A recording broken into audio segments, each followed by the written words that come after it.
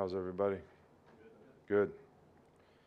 I think it's really important that our players have the right mindset going into this game, play with the right energy level, have the right focus to execute and play to a very high standard against a very challenging team playing on the road in the SEC. These guys are very aggressive. They're very physical. They've got, aggressive style on defense, lots of pressures, lots of challenges for the offense. So they got, really good players, good running back, good quarterback, good receivers on offense. So, attention to detail is going to be really important for us. It's like I said on Monday, to the players. When you look at the film and things work and we do it right, why was it right? And then when it doesn't work, why didn't it work? And most of the time, it's something to do with us. Something to do with our execution, our fundamentals, our fundamental discipline, our eye control, whether it's blocking, tackling, turning the ball over, whatever, making good plays, making bad plays. So then you say to yourself, well, what if? What if I had the right sense of urgency? What if I had the right discipline? What if I had the right focus in practice to create the right habits? Because after the fact, you can only say only if, and regret that you didn't do everything that you could do to get ready to play the game. So, our players have been pretty good this week, and we need to continue to do that and clean up some things so that, we go over there with a lot of confidence in what we need to do to win. Start on the left with Chase. Is the run threat that Jalen poses forcing defenses to play more zone in the secondary so they can keep more eyeballs on what he's doing? Well, I think that that's one way to look at it. I think because of his ability to run, sometimes people rush 3 guys and spy a guy. Sometimes they rush 4 guys and spy a guy. So that should be helpful in terms of us being able to, protect, better. I think when people play man-to-man and everybody turns their back, there's opportunities to make plays if you can beat them one-on-one. But there's also opportunities to, take off. So if everybody's going to have a different philosophy of how they want to play when it comes to how do we control the quarterback. Whether it's, some people may say, we'll just rush 5 or 6 guys and, make him be a passer. So you never know how a team is going to approach that. And we could see various things throughout the course of the year. Back on the right here with Charlie. Hey, Coach. What kind of progress have you seen from the wide receivers through the first 4 games? I would say that, played well at times, but need more consistency. We need to develop confidence in terms of playing together, quarterback, receiver. I'm supposed to sit down if it's zone. I sit down. You drift and it's zone. It's 3rd and 5. Now the ball comes out because the quarterback thinks you're going to. So you're punting instead of getting a first down. So I think all those little things and those details. I say this all the time. Might be the most overused attention to detail term in the building that can make things work or not work.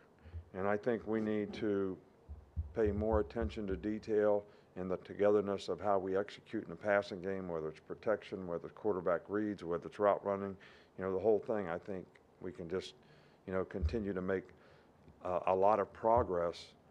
And I'm not disappointed with the way the guys playing. They've made some great plays, but I think the consistency would be helpful. Stay over here with Nick. Yeah, do you have an update on the health of Deontay Lawson and Terrence Ferguson?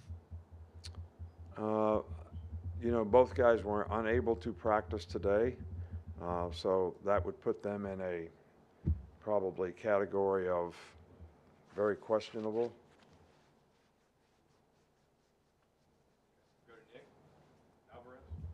So Jaheim Otis came in last year. He lost all that weight. He contributed as a freshman. This year, he's been moved around in a couple different techniques on the defensive line. Was that the plan for him coming in to kind of expand his role in that I'm way? sorry, And who are you referring? Jaheim Otis. Yeah, Jaheim Otis is doing great. Um,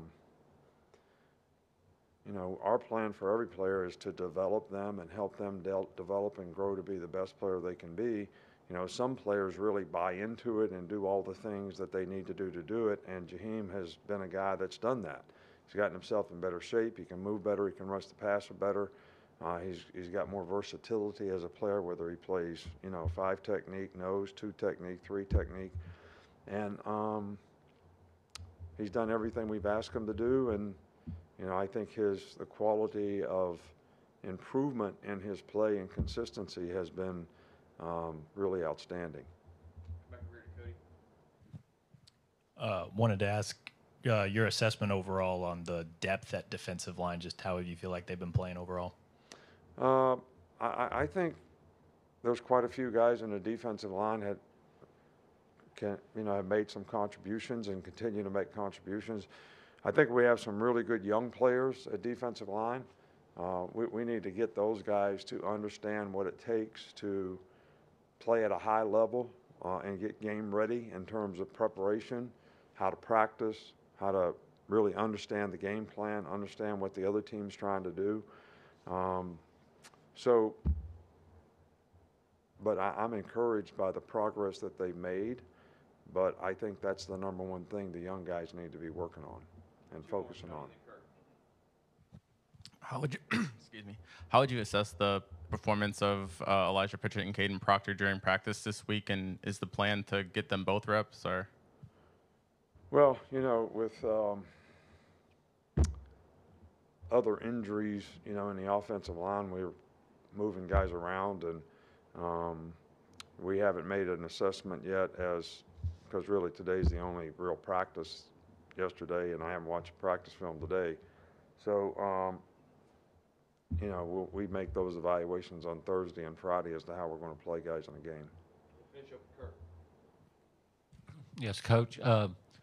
Last week, Gene Smith, the AD at Ohio State, went before the Small Business Committee in the House and talking about guardrails for NIL, and he dropped a little nugget about prospects wanting $5,000 to come just to make a visit.